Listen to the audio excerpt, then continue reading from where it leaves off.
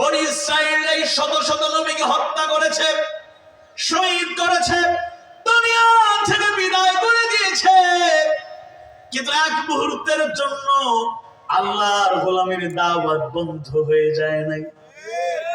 15.5 বছরে নিরপরাধ কোরআনের পাখি, মুফাসসির, দাঈ, ইসলামের পথের পথিকদেরকে শহীদ করা হলো, বন্দী রাখা হলো বছরের পর বছর, মাসের পর মাস, মিথ্যা মামলা দেয়া হলো, অপবাদ দেয়া হলো, কষ্ট দেয়া হলো। 13টা বছর একটানা কারাগারে বন্দী রেখে বিশ্বনন্দিত মুফাসসির কোরআন, কোরআনের পাখি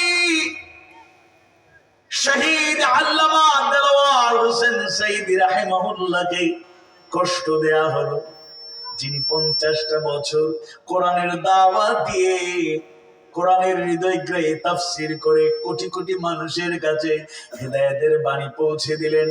টেকনাফ থেকে তেতুলিয়া, রূপসা থেকে পাথুরিয়া, শুধু বাংলাদেশ নয় 50টা দেশে তিনি সফর করে দিনের দাওয়াত প্রচার করলেন।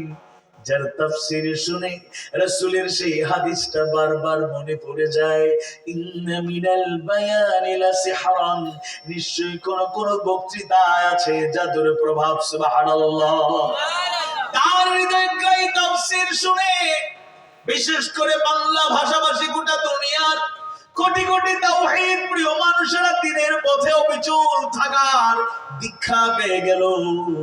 লক্ষ লক্ষ দিকহারা, পথহারা, দিশেহারা মানুষেরা হেদায়েতের আলো পেয়ে গেল। হাজারো মুসলিম যার কাছে ইসলাম গ্রহণ করলো, সেই কোরআনের পাখিকে 13 বছর শুধু জুলুম করা হয় নাই, কারাগারে রাখা হয় নাই, তাকে শেষ পর্যন্ত পরিকল্পিত নীরবে নিভৃতে কষ্ট দিয়ে দুনিয়া থেকে বিদায় করলো, শহীদ করলো। ইউরিদুনা লিয়ুতফিউ নূরাল্লাহি বিআফওয়াহিহিম ওয়াল্লাহু মুতিম্মু নূরিহি ওয়ালাউ কারিহাল কাফিরুন।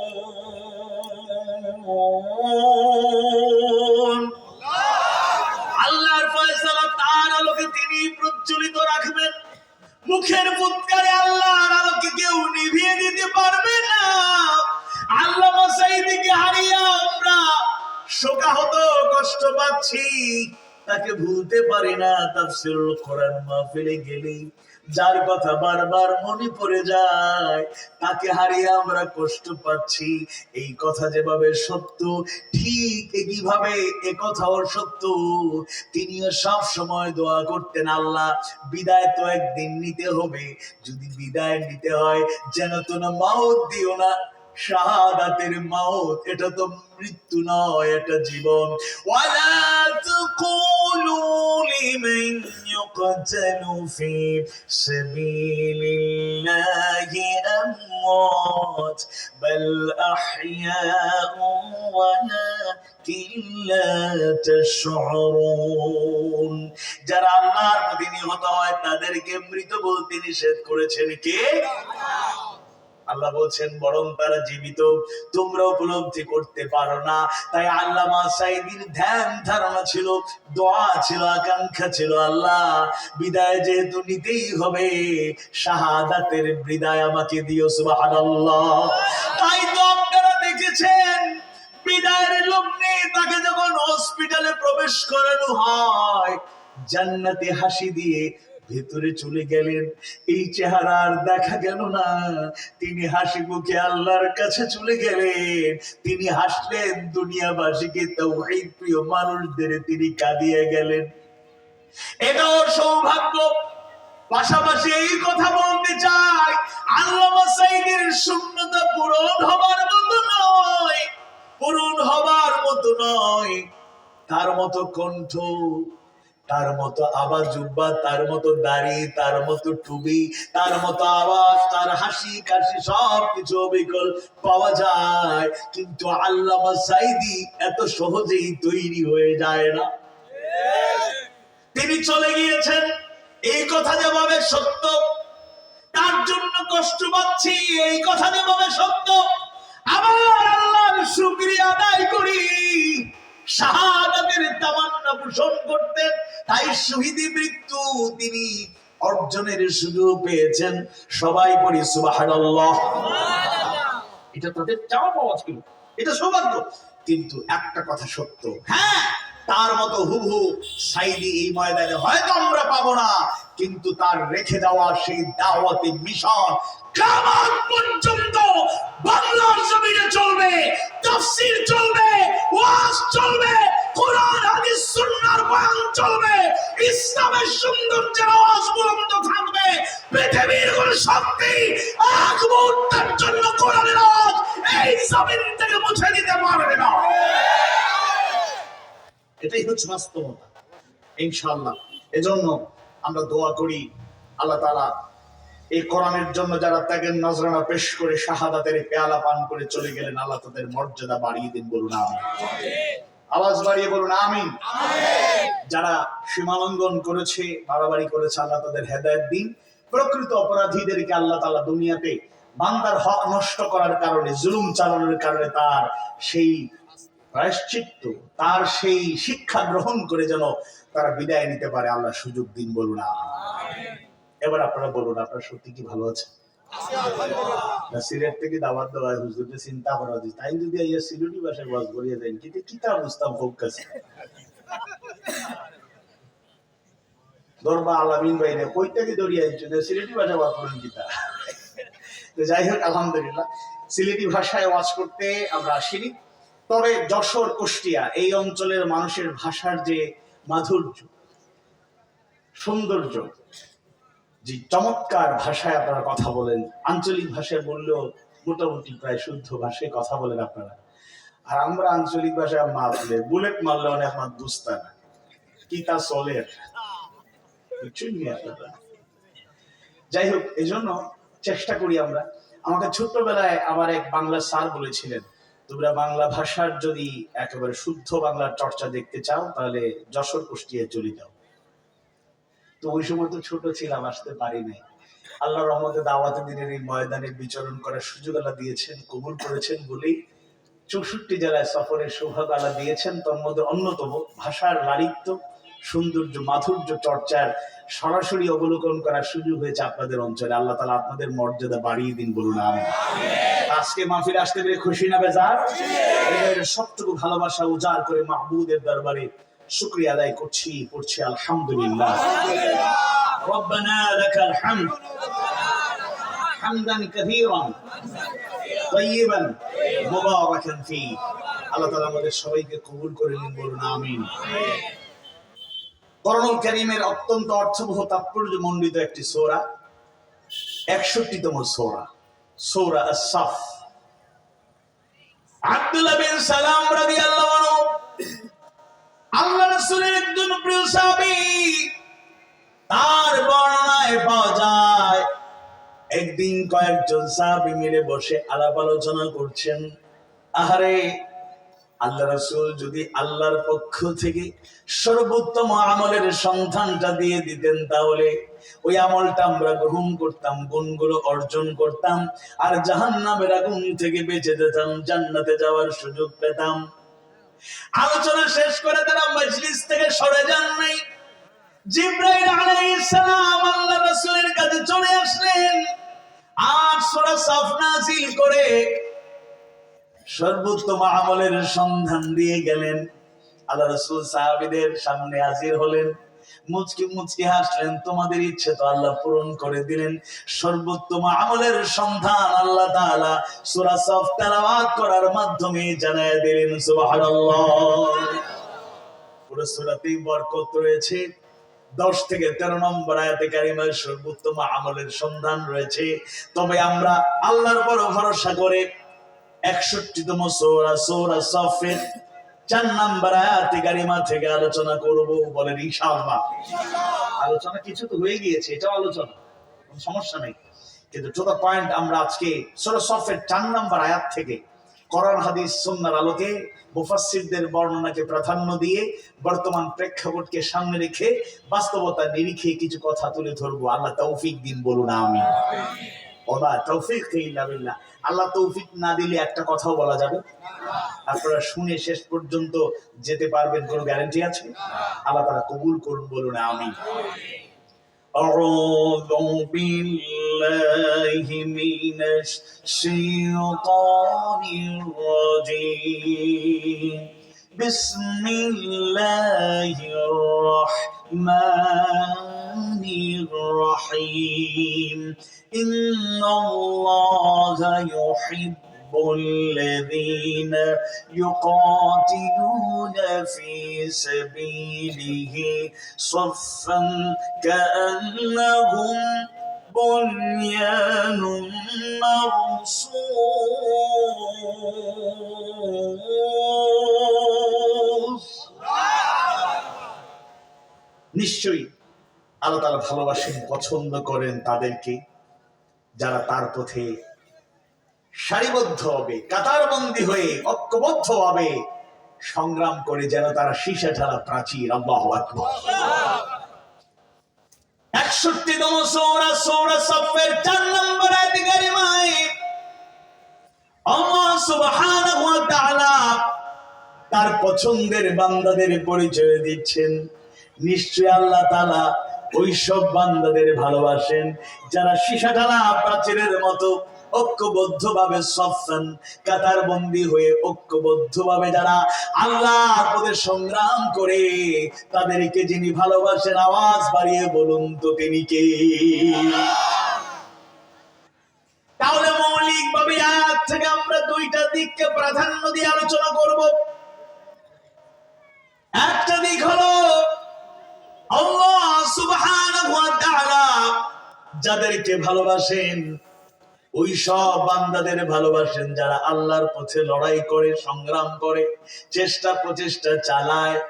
আর দ্বিতীয়ত এলোমেলো ভাবে যার মন চায় সেভাবে আলোচনা করে না, সেভাবে জিহাদ করে না, সেভাবে সংগ্রাম করে না, বরং তারা কাতারে শামিল হয়ে ঐক্যবদ্ধভাবে বুনিয়ানুন মারসুসের মতো, সীসা ঢালা প্রাচীরের মতো ঐক্যবদ্ধ হয়ে সংগ্রাম করে। বলেন আল্লাহু আকবার। তাহলে এক নাম্বার হলো আল্লাহর পথে চলতেই হবে, আল্লাহর পথে লড়তেই হবে, আল্লাহর পথে জীবনের ঝুঁকি নিয়ে সামনে নিয়ে যাব। বাতিলের রক্ত চক্ষু পরোয়া করে প্রকৃত মুমিনরা তাদের ঈমান বিক্রি করে দিতে যাবে না। দুই নম্বর হলো ঐক্যবদ্ধ থাকতে হবে। বিচ্ছিন্ন বিক্ষিপ্ত থাকলে আল্লাহর পথে চলা সার্থক হবে না, বা আল্লাহ সেটা চান না, রাসূল সেটা চান না। الذين آمنوا يقاتلون في سبيل الله।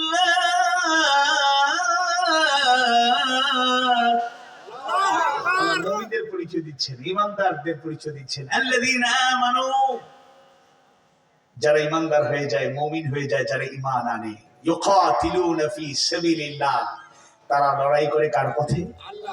আওয়াজ বাড়ি বলুন, কার পথে? والذين كفروا يقاتلون في سبيل الطاغوت। আর যারা কুফরি করে, অস্বীকার করে, আল্লাহর বিধানকে মানতে চায় না, আল্লাহর বিধান যাদের ভালো লাগে না, তারা সংগ্রাম করে তাগুতের পথে, বাতিলের পথে, শয়তানের পথে।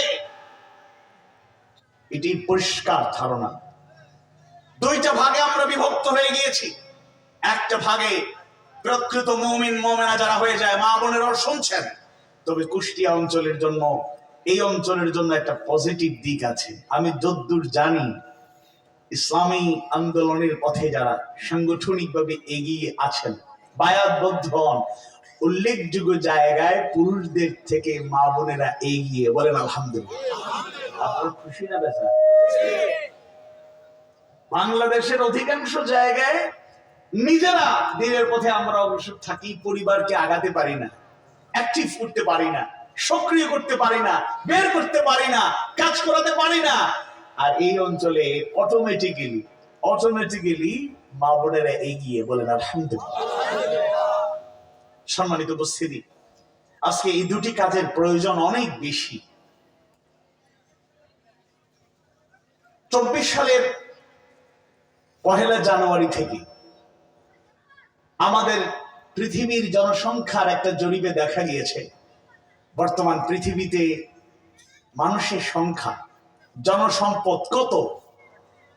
2024 জানুয়ারির পর্যবেক্ষণ স্ট্যাটিস্টিক্স পরিসংখ্যান বলে পৃথিবীর মানুষের সংখ্যা হলো 801,98,76,189 জন, অর্থাৎ প্রায় 802 কোটি মানুষ পৃথিবীতে বর্তমানে বসবাস করছে। এখন সংখ্যাটা একটু বেড়েছে, হয়তো নতুন সেশনে আমরা নতুন সংখ্যাটা পাবো। তার মধ্যে বিশ্বে মুসলমানদের সংখ্যা হলো 24.1%, 24.1% মুসলিম, অর্থাৎ প্রায় 25%, মানে প্রায় 25%, অর্থাৎ পৃথিবীর জনসংখ্যার প্রায় 1/4 মুসলমান। আল্লাহু আকবার। তাহলে 800 কোটি প্লাস হলে মুসলমানের সংখ্যা 200 কোটি। আল্লাহু আকবার। কিন্তু কষ্ট লাগে, 200 কোটি বলে প্রাউড ফিল করছি, কিন্তু ফায়দা তো হচ্ছে না। যদি আপনাদেরকে কুষ্টিয়াবাসীকে প্রশ্ন করি, চেচুয়াবাসীকে প্রশ্ন করি, পৃথিবীতে সবচেয়ে অবহেলিত, নিগৃহীত, নির্যাতিত, বঞ্চিত, একেবারে অধপতিত জাতি কোনটি? আপনারা বলুন কোন জাতি? কষ্টের ব্যাপার, হৃদয়কে ক্ষতবিক্ষত করে। সংখ্যার দিক থেকে আমরা দুর্বল নই, আমরা 1/4। সুবহানাল্লাহি ওয়া বিহামদিহি সুবহানাল্লাহিল আযীম। কিন্তু পৃথিবীর দিকে দিকে মুসলমান আমরা মার খেয়ে যাচ্ছি, নির্যাতিত হয়ে যাচ্ছি। মানবতার আহাজারি কান্নার আওয়াজ আকাশ বাতাসকে প্রকম্পিত করছে। সূরা নিসার 4th সূরা 75 নম্বর আয়াতে কারিমায় আল্লাহ সুবহানাহু ওয়া তাআলা যে নির্দেশনাটি জানিয়ে দেন, মজলুমদের কষ্টের কথা জানায় দেন, যেন ওই আয়াতটা বর্তমান পৃথিবীর সাথে একেবারে মিলে যায়। আউযু বিল্লাহি মিনাশ শাইতানির রাজীম। ওয়া মা লাকুম লা তুকাতিলুনা ফি সাবিলিল্লাহি ওয়াল মুস্তাদআফিন মিনার রিজালি ওয়ান النساء والولدان الذين يقولون ربنا أخرجنا من هذه القرية الظالم أهلها واجعل لنا من لدنك وليا واجعل لنا من لدنك نصيرا।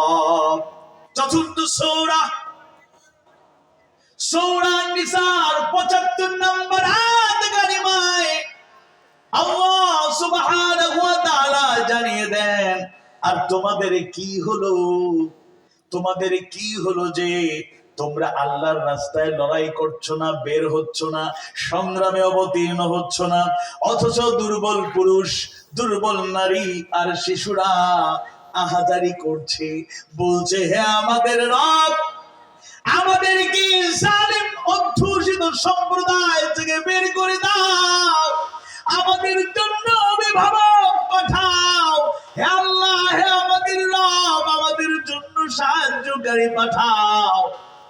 200 কোটি মুসলমান পৃথিবীতে, অথচ ফিলিস্তিন সহ পৃথিবীর আনাচে কানাচে মুসলিমদের হাজারি কান্নার আওয়াজ শোনা যায়। মুসলমানরা আজ ঘুমিয়ে আছে, মুসলমানরা সংখ্যায় বেশি আছে, কিন্তু তারা অধিপতিত এত দুর্বল হয়ে গিয়েছে, আজ মুসলিমদের পাশে দাঁড়ানোর সাহস সবার নাই। আওয়াজ বাড়ি বলুন ঠিক ঠিক। যারা বাঘের মতো গর্জন দিয়ে পৃথিবীকে নেতৃত্ব দিয়েছে, সেই বাঘের গর্জন ছেড়ে দিয়ে যেদিন থেকে মুসলিম উম্মাহ উল্লেখযোগ্য মানুষেরা বিড়ালের মতো মিউ মিউ করতে শিখেছে, সেদিন থেকে জালিমের জুলুম আমাদের উপরে বেড়ে গিয়েছে। আমাদেরকে সাহায্য অন্য কেউ করার দরকার নেই। পৃথিবীর কোন ক্ষমতাধর রাষ্ট্র, কোন প্রেসিডেন্ট, প্রাইম মিনিস্টারের সহযোগিতা আমাদের দরকার নাই। আমরা যারা মুসলমান আছি, আমরা যদি একসাথে ঐক্যবদ্ধভাবে আমাদের নিশ্চিন্তায় আমাদের অধিকার আমরা আদায়ের চেষ্টা করি, বিজয় আমাদের আসবে, কেউ ঠেকায় রাখতে পারবে না। কি দুর্বলতা আমাদের? প্রধানতম দুটি দুর্বলতা, আরো অনেক দুর্বলতা আছে। প্রধানতম দুটি দুর্বলতা, এক, আমরা বলি আমরা মুসলমান, কিন্তু প্রকৃত পক্ষে সবাই কথার কাজে মুসলমান হতে পারি নাই। শুধু আমার কথা নয়, আমার বানানো কোনো কথা না, সরাসরি আল্লাহ তাআলার অগণিত আয়াত কারিমা তেলাওয়াত করলে, অধ্যয়ন করলে, গবেষণা করলে সেই তথ্য আমরা পেয়ে যাই। দ্বিতীয় সূরা, সর্ববৃহৎ সূরা সূরাতুল বাকারার ৮ম আয়াত কারিমায় আল্লাহ সুবহানাহু ওয়া তাআলা জানায় দেন, ওয়া মিনান নাসি মান ইয়াকুলু আমান্না বিল্লাহি ওয়া বিল ইয়াউমিল আখির ওয়া মা হুম বিমুমিনিন। আর মানুষের মধ্যে এমন কিছু লোক রয়েছে যারা বলে আল্লাহর প্রতি ঈমান এনেছি, যারা বলে আখিরাতের দিনের প্রতি ঈমান এনেছি, আর আল্লাহ তাআলা বলেন অথচ এরা মুমিন নয়। আওয়াজ বাড়িয়ে বলি নাউযুবিল্লাহ। বলে আমি ঈমান এনেছি আল্লাহর প্রতি, ঈমান আছে আখিরাতের প্রতি, আর আল্লাহ বলছেন এরা ঈমানদার না। তাইলে এরা কি জোর করে ঈমানদার হতে পারবে? এরা কারা? সকল মুফাসসিররা বর্ণনা করেন, একমত সবাই, যে এই আয়াতে কারিমাটি আল্লাহ তাআলা মুনাফিকদের উদ্দেশ্যে নাযিল করেছে। মুনাফিক এই সমাজে নাই মনে হয়, আমাদের মধ্যে নাই মনে হয়। আল্লামা ইবনে কাসির রাহিমাহুল্লাহ বর্ণনা করেন, সূরাতুল বাকারা শুধু ৮ম আয়াতে কারিমা নয়, এরপরে আরো 13টি আয়াতে কারিমা আল্লাহ তাআলা প্রধানত মূলত মুনাফিকদের ইঙ্গিত করে নাযিল করেছে। আমরা মুসলমান দাবিদার, ইন্নানি মিনাল মুসলিমিন, নিশ্চয় আমরা মুসলমানের অন্তর্ভুক্ত, আমি মুসলমানের অন্তর্ভুক্ত, আই এম এ মুসলিম। এই কথা বলার মাধ্যমে আমরা অনেক গৌরবান্বিত এবং সেটা প্রকাশ করি। কিন্তু আমরা যদি কথার কাজে মুসলমান হতে পারতাম, তাহলে আমাদের ঘাড়ে এত বড় জুলুমতন্ত্র, এত দুর্দশা আমাদের ভাগ্যে হয়তো জুটতো না। ঈমান এনেছি শুধু ঘোষণার মাধ্যমে ঈমানদার, শুধু ঘোষণার মাধ্যমে ঈমানদার, বলার মাধ্যমে ঈমানদার, কর্মে পাওয়া যায় না। আল্লাহ রাসূলের সেই হাদিসগুলো কারো অজানা নয়। আল্লাহ রাসূল জানিয়ে দিলেন, শিখিয়ে গেলেন, আয়াতুল মুনাফিকি সালাসুন, মুনাফিকের আলামত হলো 3টি। ইযা হাজ্জাতা কাযাবা, যখন কথা বলে মিথ্যা বলে, ওয়া ইযা ওয়া'আদা আখলাফা, যখন ওয়াদা করে ভঙ্গ করে, খেলাফ করে, ওয়া ইযা তুমিনা খানা, যখন আমানত রাখা হয় খেয়ানত করে। অন্য হাদিসে আল্লাহ রাসূল বললেন মুনাফিকের আলামত হলো 4টি। এই 3টি ঠিক আছে, 4 নাম্বার আর একটা হলো ওয়া ইযা খাসামা ফাজারা, ঝগড়াঝাটি যখনই লেগে যায় গালমন্দ করে, অশ্লীল গালি দেয়, এরকম লোক অন্তত কুষ্টিয়ায় নাই। এক প্রধান শিক্ষক এক অভিভাবককে কল দিলেন, আসসালামু আলাইকুম রাহমাতুল্লাহ। সালাম বিনিময় হলো, মত বিনিময় হলো। এবার বললেন, আপনি কি অমুকের আব্বা? হ্যাঁ, আমি অমুকের আব্বা। আচ্ছা, তাহলে আপনি কোন দিন আসতে পারবেন, কোন সময়? আপনার সাথে এক্সচেঞ্জ অফ ভিউজ, একটু মত বিনিময় ছিল, জরুরি কথা বলার দরকার ছিল। তিনি বলে অমুক দিন অমুক সময় আমি আসতে পারবো। ঠিক আছে, আসুন, আপনার সাথে কথা হবে। তিনি যথাসময়ে যথাদিনই আসলেন। এবার বসার পর চা বিস্কিটের ব্যবস্থা করা হলো। কর্মচারীকে বলা হলো অমুক ক্লাসের অমুক ছাত্রকে একটু নিয়ে আসে। আসা হলো, সে দাঁড়িয়ে আছে। এবার বাবার সামনে প্রধান শিক্ষক বলছেন, তাকে অনেক দিন থেকে আমরা চেষ্টা করছি সংশোধন করার, মোটিভেশন চালাচ্ছি, সংশোধন হচ্ছে না। সে সহপাঠীদের গালি দেয়, বড়দের গালি দেয়, ছোটদের গালি দেয়, তার জবান থেকে গালি সরানো যাচ্ছে না। আমরা অনেকদিন চেষ্টা করে ব্যর্থ হয়ে আবার চিন্তা করছি মূল জায়গায় যেতে হবে। কোন জায়গা থেকে গালি শিখে, সাপ্লাই সেন্টারটা কোথায়? ওই জায়গা থেকে সংশোধন হয়ে গেলে সে আর গালি দিতে পারবে না। জিজ্ঞেস করা হলো, তুমি কোথা থেকে গালি শিখছো? আব্বার সামনে বলো, সে কথা বলে না। এবার বাবা জিজ্ঞেস করছে, কোথা থেকে গালি শিখছো বলো, সে মাথা নিচু করে দাঁড়ায় আছে। এবার বাবা দাঁড়ায়, এখন অমুকের বাচ্চা গালি শিখছো স্কুল থেকে। কথা বুঝলেন ভাই? এবার প্রধান শিক্ষক বসে বসে, যাও তুমি ক্লাসে যাও, বাবা ক্লাসে যাও, সাপ্লাই সেন্টার পাইছি, যাও। তাহলে গালি শিখছে কার থেকে? আহা, কুষ্টিয়ার মানুষেরা ভালো, অত গালি দেয় না, মায়েরা আরো ভালো, অত গালি দেয় না। কিন্তু অনেক জায়গায় আছে বাবা মায়ের কাছ থেকে বাচ্চারা গালি শিখে। যেই আমরা সব বাবা মার কথা বলছি না, কিন্তু আমি বুঝাতে চাচ্ছি এটা মুনাফিকের একটা আলামত। যদি কথা বলতে হয় জবানকে নিয়ন্ত্রণ করে কথা বলতে হবে। কাউলান কারীমা, কাউলান মা'রুফা, কাউলান সাদীদা, কাউলান লাইয়িনা। যদি কথা বলি তাহলে সম্মান দিয়ে কথা বলার অভ্যাস থাকতে হবে। কথা বললে ভালো ভালো কথা বলার অভ্যাস থাকতে হবে। কথা বললে সত্য কথা বলার চর্চা থাকতে হবে। নরম নরম কথা বলার অভ্যাস থাকতে হবে। ওই হুজুর আপনি গরম গরম কথা বলেন, আজকে তো কমই বলতেছি, ভয় পাচ্ছি মাইকের যে কন্ডিশন, বেশি কথা বললে কালকে আর মামি করা লাগবে না। এই জন্য একটু মাইক থেকে সতর্ক থেকে, আবার মাইক ম্যানের সাথে ঝগড়া করার অভ্যাস আমাদের নাই। যতটুকু আছে প্রয়োজনে খালি গলায় ওয়াজ করে যাব। মাহফিলে দাঈদের ক্যারেক্টার, দাঈদের আখলাক হাসানা, দাঈদের কিছু চারিত্রিক সৌন্দর্য আমাদের মধ্যে তৈরি করতে হবে। আল্লাহ তুমি কবুল করো। আওয়াজ বাড়ি বলুন আমিন। কথা বুঝেন না? এগুলো তো মিডিয়াতে দেখেন না, কি একটা কারবার। তাহলে আমাদের শুধু ওয়াজ সুরলিত কণ্ঠে আর বলিষ্ঠ কণ্ঠে আর ইনিয়ে বিনিয়ে আমরা শুধু মাইকে যা বলি এটাই কি আমাদের ওয়াজ? এটাই কি দাওয়াত? No never, no never. শুধু জবান থেকে যেটা বের হয় এটাই দাওয়াত নয়। আপনার কথা বার্তা, উঠা বসা, আচার ব্যবহার, চলাফেরা, লেনদেন। মাহফিলে আসছেন, বুকিং মানি এত, এক মাস যেতে না যেতে আরো কিছু পাঠান, মাহফিলের কাছাকাছি সময় আরো কিছু পাঠান, আগের দিন বা মাহফিলের দিন বাকিগুলা সব পাঠান, নতুবা আমি আসুন না। এরকম বক্তব্য বাংলাদেশে নাই। তাইলে এখানে দাওয়াতটা প্রধান হলো, আখিরাতের সফলতার চিন্তাটা প্রধান হলো, নাকি আমার বিজনেসটাকে চাঙ্গা রাখাই হলো? এটা বাস্তবতা বুঝতে হবে। এই জন্য একটু সতর্কতার সাথে বলছি। তো আমরা হ্যাঁ হক কথা বলি, এটা আমরা তো নিজের থেকে কিছু করতে পারি না। রাসূল শিখিয়েছেন বলেছেন, রাসূল শিখিয়েছেন বলেছেন, রাসূল এত এত নিচু সুরে কথা বলেছেন। সাহাবীরা একজন আরেকজন জিজ্ঞেস করছে, এই রাসূলুল্লাহ সাল্লাল্লাহু আলাইহি ওয়াসাল্লাম, আল্লাহ রাসূল কি কথাটা বললেন, খুব গুরুত্বপূর্ণ, আমি শুনি নাই। আল্লাহ রাসূল বয়ান করছেন, তিনিও আবেগাপ্লুত, যারা সাহাবী শুনছেন কাঁদতে কাঁদতে একজন চোখের পানি শুকিয়ে যাচ্ছে। সুবহানাল্লাহ। আবার আল্লাহ রাসূল কথা বলছেন, চেহারা মোবারক লাল হয়ে গিয়েছে, যেন সেনা দলকে তিনি ধমকাচ্ছেন। আল্লাহু আকবার। রাসূল শিখিয়েছেন, জানিয়ে গিয়েছেন, কুলিল হক, সত্য বলো, সত্য প্রকাশ করো, যদিও তা তিক্ত হয়। ওই কানা মুররা, তিক্ত হতে পারে। আল হক মুররা, সত্য তিক্ত। আল্লাহ তাআলার সেই আয়াতের অংশ বিশেষ, ওয়া আহাল্লাল্লাহুল বাই'a ওয়া হারামার রিবা। আর আল্লাহ তাআলা ব্যবসাকে হালাল করেছেন আর সুদকে করেছেন হারাম।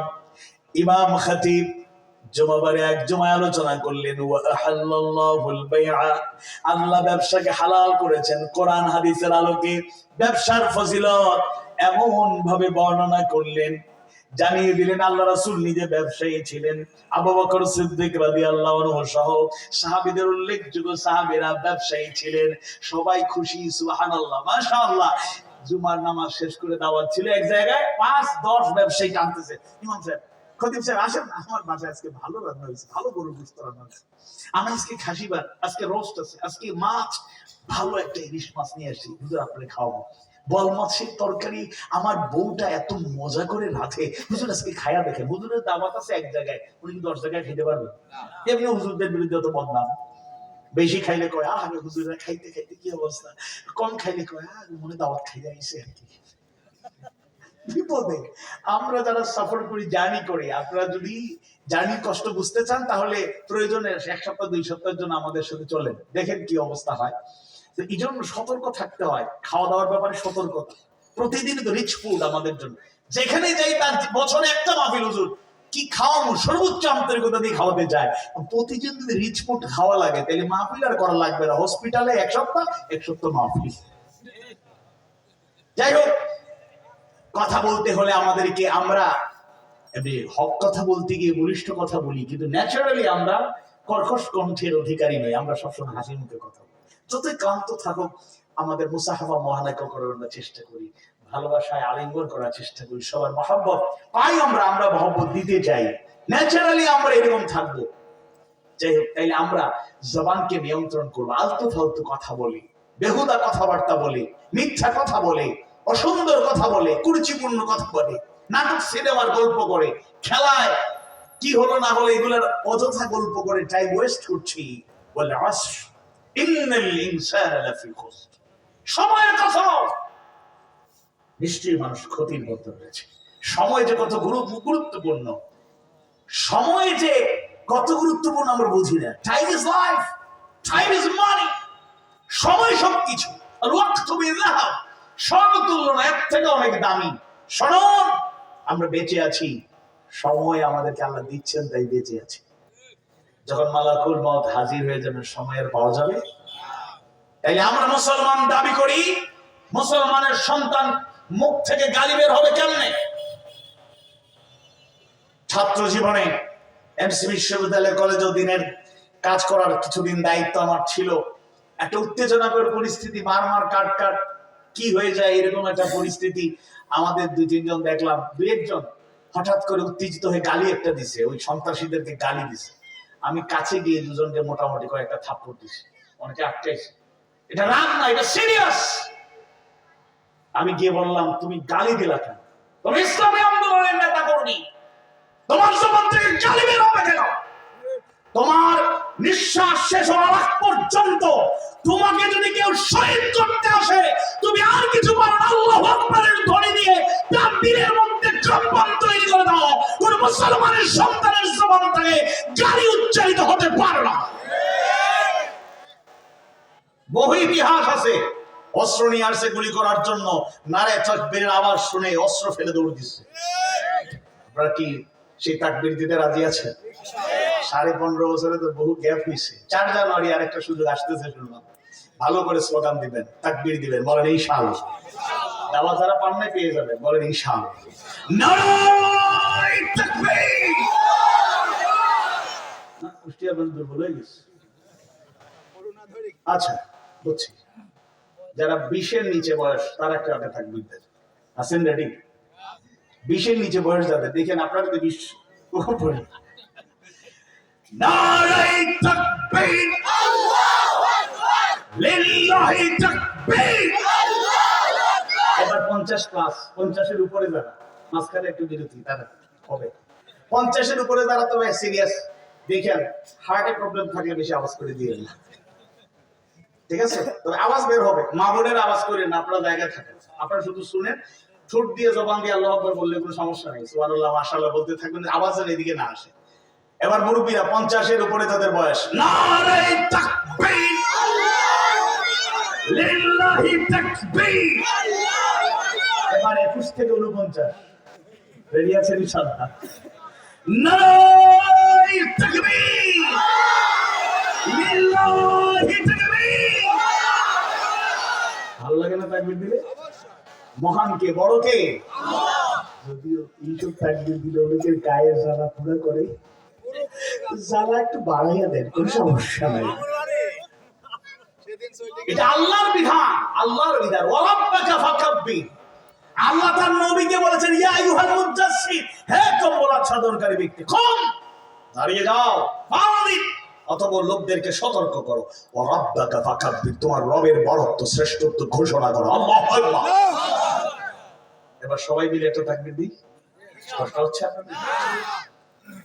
নারায়ে তাকবীর, লিল্লাহি তাকবীর।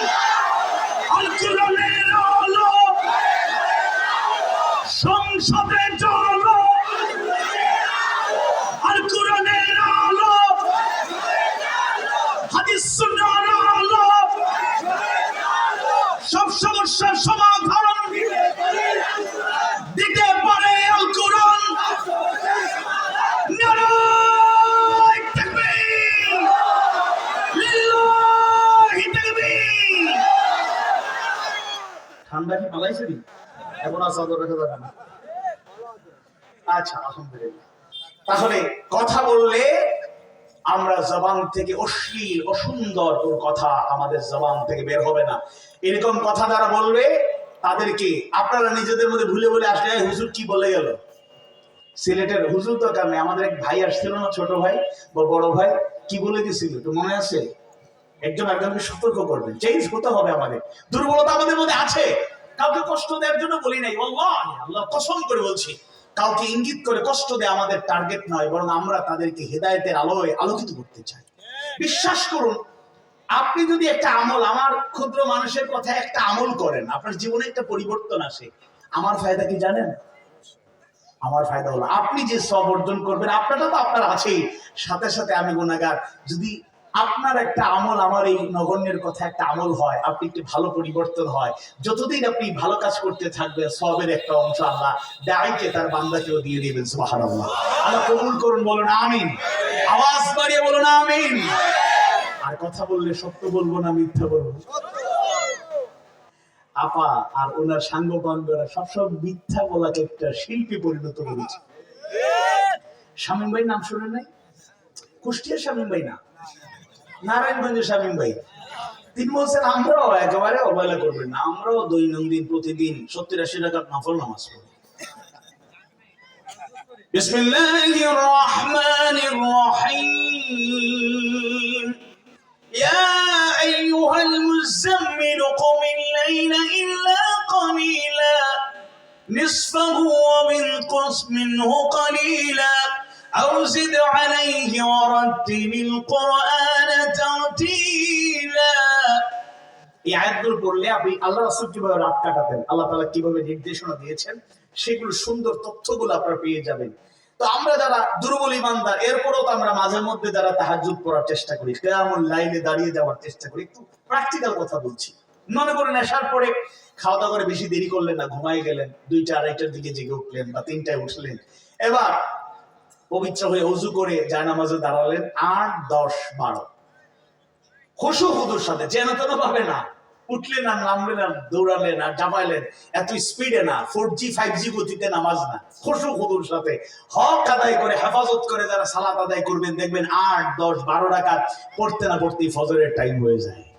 তাহলে 12 রাকাত এটা পড়াই সম্ভব হয় না অনেক সময়, বাস্তবতা হচ্ছে এমন। অথচ এরা 70-80 রাকাত কখন পড়তো? এরা তো ফরজ নামাজও ঠিক মতো পড়ে নাই।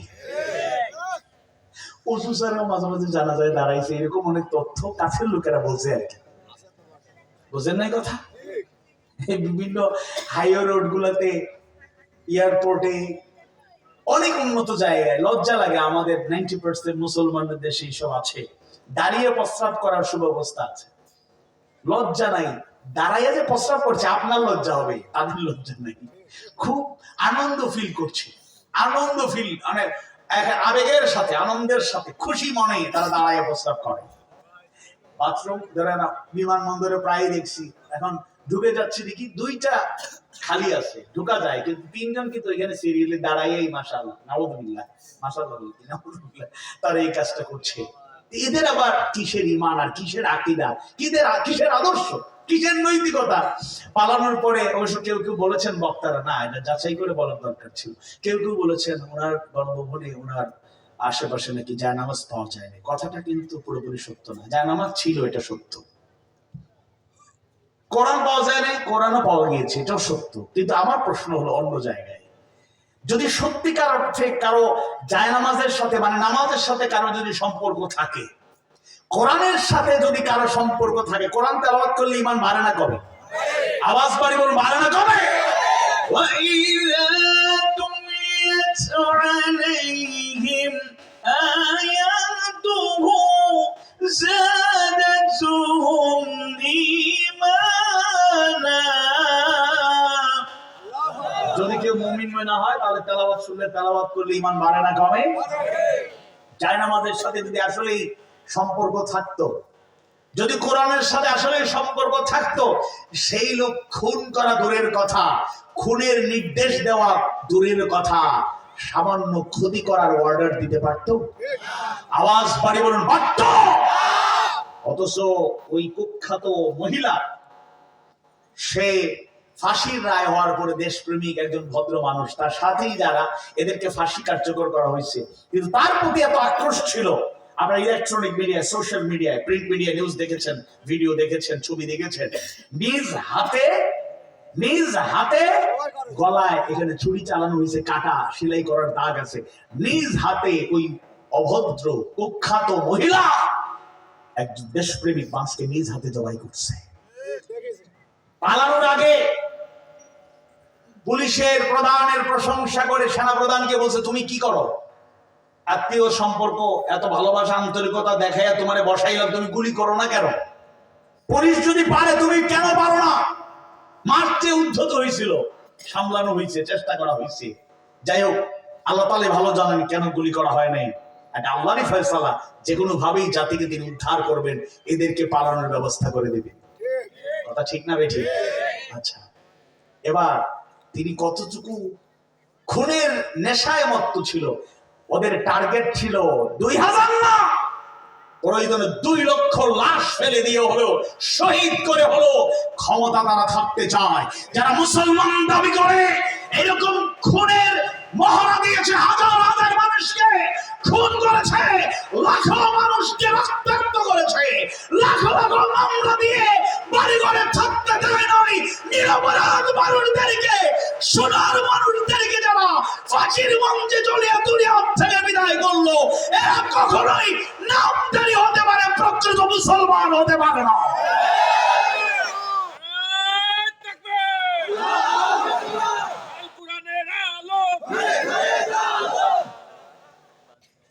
ইমানদার ভাইয়েরা, মুমিন মুমিনা ভাই বোনেরা, আল্লাহ সুবহানাহু ওয়া তাআলা ওই সব বান্দাদের ভালোবাসেন যারা আল্লাহর পথে সংগ্রাম করে যায়, চেষ্টা করে যায়, প্রচেষ্টাকে অব্যাহত রাখে। সূরা আন-নিসার 74 নম্বর আয়াতে কারিমায় আল্লাহ সুবহানাহু ওয়া তাআলা জানিয়ে দেন, فَلْيُقَاتِلْ فِي سَبِيلِ اللَّهِ الَّذِينَ يَشْرُونَ الْحَيَاةَ الدُّنْيَا بِالْآخِرَةِ وَمَنْ يُقَاتِلْ فِي سَبِيلِ اللَّهِ فَيُقْتَلْ أَوْ يَغْلِبْ فَسَوْفَ نُؤْتِيهِ أَجْرًا عَظِيمًا। আল্লাহ তাআলা জানিয়ে দিই, সুতরাং যারা আখিরাতের বিনিময়ে দুনিয়ার জীবনকে বিক্রয় করে, তারা যেন আল্লাহর রাস্তায় লড়াই করে। আল্লাহু আকবার। লড়াই করব কার পথে? আর যে আল্লাহর রাস্তায় লড়াই করবে, অতঃপর সে নিহত হোক কিংবা বিজয়ী হোক, অচিরেই আমি তাকে দেব মহা পুরস্কার। আল্লাহু আকবার, আজরান আযীমা। তাই আমাদেরকে আল্লাহর পথে লড়াইয়ে নেমে যেতে হবে। সূরা তাওবার 111 নম্বর আয়াতে কারিমায় আল্লাহ সুবহানাহু ওয়া তাআলা জানিয়ে দেন, ইন্নাল্লাহা আশতারা মিনাল মুমিনিনা আনফুসাহুম ওয়া আমওয়ালাহুম বিআন্না লাহুমুল জান্নাহ ইউকাতিলুনা ফি সাবিলিল্লাহি ফায়াকতুলুনা ওয়া ইউকতালুন। এই আয়াতকে যারা বিশ্বাস করে তাদেরকে সিদ্ধান্ত নিতেই হবে। আল্লাহ তাআলা আমাদের জান্নাতের বিনিময়ে জান্নাত ক্রয় করে নিয়েছেন। ক্রয় করেছেন কে? বিনিময় কি দেবে? জান্নাত। আর আমাদের দায়িত্ব হচ্ছে আল্লাহর পথে আমরা সংগ্রাম চালিয়ে যাব। আল্লাহ তুমি তৌফিক দাও বলে না।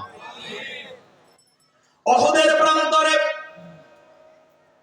বিশ্বনবী, মহানবী, সাইয়্যিদুল মুরসালিন মুহাম্মদ রাসূলুল্লাহ সাল্লাল্লাহু আলাইহি ওয়াসাল্লাম নিজে আহত হয়ে গেলেন, দান মোবারক শহীদ হয়ে গেল, মাথা ফেটে গর্তে পড়ে গেলেন।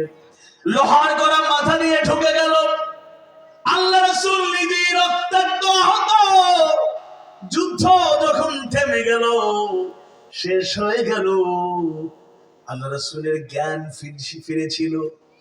একে একে সাহাবীরা যারা গাজী আহত সবাই মিলে আবার শহীদদের সংখ্যা গণার চেষ্টা করছিলেন, সবার লাশগুলো বাছাই করার চেষ্টা করছিলেন, আলাদা করার চেষ্টা করছিলেন। একে একে শহীদদের সংবাদ আসতে শুরু করলো, অমুক শহীদ, অমুক শহীদ। আল্লাহ রাসূল নিজে আহত, কিন্তু সাহাবীদেরকে তো আল্লাহ রাসূল প্রাণের চাইতেও বেশি ভালোবাসতেন। আর সাহাবীরাও আল্লাহ রাসূলকে প্রাণের চাইতে বেশি ভালোবাসতেন। একে একে শহীদদের সংবাদ আল্লাহ রাসূল আর গাজী সাহাবীদের কাছে আসছে। সাহাবীরা আল্লাহ রাসূল নিজে আবেগে আপ্লুত। একজন নয়, 10 জন নয়, 15 নয়, 20 নয়, 70 জন সাহাবী শাহাদাতের পেয়ালা পান করলেন। আল্লাহ রাসূলের সামনে হাজির করা হলো। আল্লাহ রাসূল আর জীবিত সাহাবীরা দেখলেন হামজা রাদিয়াল্লাহু আনহুকে শহীদ করা হলো। তবে তার সাথে সবচেয়ে নির্মম আচরণ করা হয়েছে। হিন্দা পরবর্তীতে যিনি ইসলাম গ্রহণ করলেন, স্বজন হারানোর বেদনার প্রতিশোধ নিতে গিয়ে বদরের প্রান্তরে 70 জন কাফের দুনিয়ার থেকে বিদায় হয়েছিলেন। যার বীরত্বের কারণে অন্যতম সিপা সালার, যাদের বীরত্বের কারণে বদরের প্রান্তরে বিজয় আল্লাহ সুবহানাহু ওয়া তাআলা দান করলেন। অন্যতম সাহসী সৈনিক বীর যোদ্ধা ছিলেন হযরত হামজা রাদিয়াল্লাহু আনহু। হিন্দা তার স্বজন হারানোর বেদনার প্রতিশোধ নিতে গিয়ে ওয়াহশী রাদিয়াল্লাহু আনহু পরবর্তীতে ইসলাম গ্রহণ করলেন। বাছাই করা রণকৌশলী ওয়াহশীকে দায়িত্ব দিল, ওয়াহশী আর কাউকে তোমার টার্গেট নেওয়ার দরকার নাই, তুমি শুধুমাত্র হামজাকে টার্গেট করে হামজাকে দুনিয়া থেকে বিদায় করবা। শুধু বিদায় করবা না, তার বুক আর পেট চিরে কলিজা বের করে নিয়ে আসবা, চিবিয়ে আমি খাবো, তাহলে আমি একটু তৃপ্তি পাবো। বলেন নাউযুবিল্লাহ। হামজা রাদিয়াল্লাহু আনহুর লাশ দেখা হলো, চোখ নাই, উপড়ে ফেলা হয়েছে, কান কেটে ফেলা হয়েছে, নাক কেটে ফেলা হয়েছে, অঙ্গ প্রত্যঙ্গ কেটে কেটে তারা মালা তৈরি করে উল্লাস করেছে। তাকিয়ে দেখলেন তার বুক আর পেট ছিঁড়া, বুক আর পেট ছিঁড়ে কলিজাটাকে নিয়ে যাওয়া হলো। হিন্দা চিবানোর চেষ্টা করলো, যদিও হজম করতে পারে নাই। এই দৃশ্য দেখার পরে আল্লাহ রাসূল এত কেঁদেছেন, অন্য সময় এরকম কেঁদেছেন কিনা বর্ণনা পাওয়া যায় না। আল্লাহ রাসূল কষ্ট পেয়েছেন, সাহাবীরা কষ্ট পাইলেন, কারণ হামজা রাদিয়াল্লাহু আনহু আল্লাহ রাসূলের পরম শ্রদ্ধাভাজন চাচা যান। ঈমান আনার শুধু পড়ে না, ঈমান আনার আগেও বাবা হারা এতিম বিশ্বনবী যিনি অভিভাবক হিসাবে দায়িত্ব পালন করেছেন, তাকে আগলে রাখার চেষ্টা করেছেন। আর ভালোবাসার প্রদর্শন করতে গিয়ে ঈমান আনলেন। ঈমান আনার পর থেকে ইসলামের বিজয় নিশ্চিত করার জন্য যাদের ভূমিকা অবিস্মরণীয়, তার মধ্যে অন্যতম হামজা রাদিয়াল্লাহু আনহু। আল্লাহ রাসূলের বর্ণনায় পাওয়া যায়, আল্লাহর ফয়সালা নাই, নতুবা চাচাদানকে এখানে রেখে আমরা চলে যেতাম। কারণ অঙ্গ প্রত্যঙ্গ বিকৃত করা হয়েছে, কেটে কেটে অঙ্গ প্রত্যঙ্গ গুলো দিয়ে মালা তৈরি করা হয়েছে, তাকে বাকি অংশটাও রেখে যেতাম। প্রাণী জগৎ পক্ষীকুল তার মরে টুকরো টুকরো করে খেয়ে ফেলতো, আর তিনি সেভাবে আল্লাহর কাছে হাজির হয়ে যেতেন। কিন্তু যেহেতু আল্লাহর এই ফয়সালা নাই, তাই তাকে দাফন করা হবে। তবে শুনে রাখো আমার সাহাবীরা, কিয়ামত পর্যন্ত আল্লাহর জন্য, দ্বীনের জন্য যারা শহীদ হয়ে যাবে, জান্নাতে শহীদ হিসাবে যারা অবস্থান করবে, শুনে রাখো সাহাবীরা, পরম শ্রদ্ধাভাজন চাচা যান হযরত হামজা রাদিয়াল্লাহু আনহু সেই জান্নাতের শহীদদের তিনি সরদার হয়ে যাবেন, আমিরুশ শুহাদা। আল্লাহ রাসূল বললেন হামজা রাদিয়াল্লাহু আনহু হচ্ছেন আমিরুশ শুহাদা, শহীদদের আমির, শহীদদের নেতা। আল্লাহু আকবার। সেই মধ্যে যুগে যুগে আল্লাহর গোলামেরা আল্লাহর পথে অবিচল থাকতে গিয়ে, হকের পক্ষে ভূমিকা পালন করতে গিয়ে হাসি মুখে জীবন বিলিয়ে দিতেও দ্বিধাবোধ করেন নাই, দ্বিধাবোধ করেন নাই। হাসি মুখে জীবন বিলিয়ে দিয়েছেন, ঈমান বিক্রি করে দেন নাই। দিনের পথের একজন অগ্র সৈনিক, ফাঁসির রায় যখন শুরু হয়ে গেল, তিনি পৃথিবীর এক উন্নত দেশে তখন অবস্থান করছিলেন। এবার পরিকল্পনা নিলেন, আমার সফর তো শেষ, এবার দেশে চলে যাব। ওয়েল উইশার, অভিভাবক যারা, অনেক শুভাকাঙ্ক্ষীরা, কাছের মানুষেরা, দিনী ভাইরা বললেন, কি বলেন আপনি এখন যাবেন কেন? একের পর এক ফাঁসির রায় হচ্ছে, আপনি গেলে আপনাকেও ফাঁসিতে ঝুলাইয়া দেবে। তিনি মুচকি হাসেন আর বলেন, কি বলেন?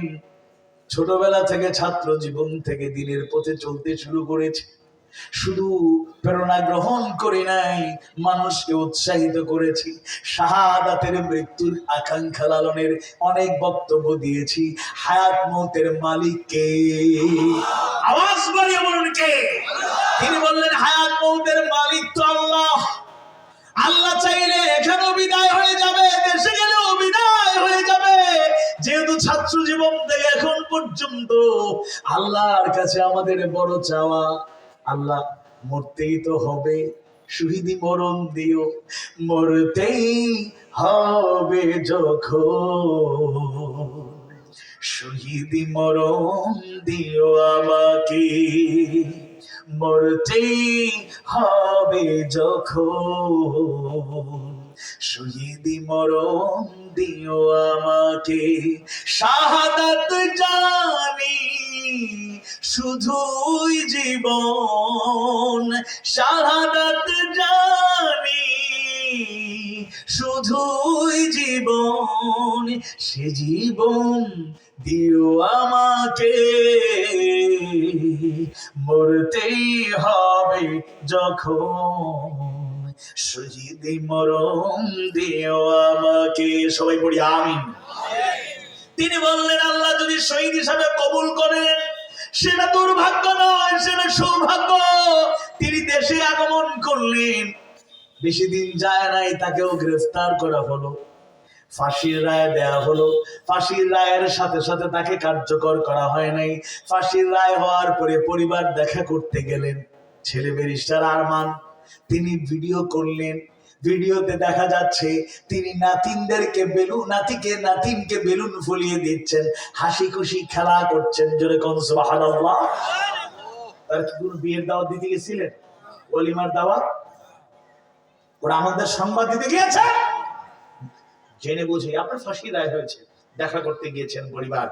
যদি ওই সময় ফাঁসি হয় না, একটু পরে হয়েছে। তিনি নাতিকে বেলুন ফুলিয়ে দিচ্ছেন, খেলা করছেন। ছেলে বলছেন, আব্বা একটা সালাম দিন, অল্প কথা বলুন। আসসালামু আলাইকুম ওয়া রাহমাতুল্লাহ। সাবলীল ভাষায় কত সুন্দর 2 মিনিট কথা বললেন।